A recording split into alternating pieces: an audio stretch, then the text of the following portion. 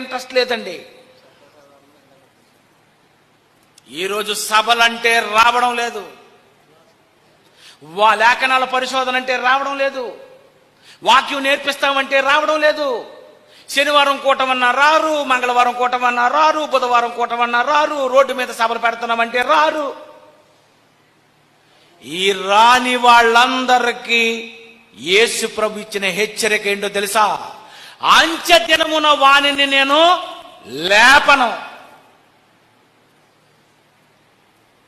చనిపోయిన తరువాత నిన్ను దేవుడు సమాధుల్లో లేపడట. చదవండి, అక్కడ ఉంటది 54. నా శరీరము తిని నా రక్తము త్రాగు వాడే నిత్య జీవము గలవాడు. బాబా చెప్పేస్తున్నాడండి ఆయన.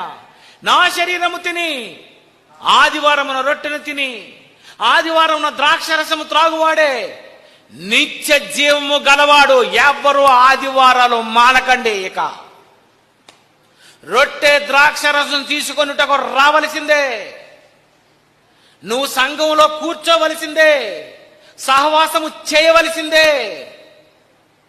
సెల్ ఫోన్లో విని వాక్యం వినేశాను, వాక్యపు విందే అని అనుకొని సూపర్ తిరిగి మళ్ళీ మాకు చెప్పకండి. అపోస్తుల కార్యాలు 20వ అధ్యాయము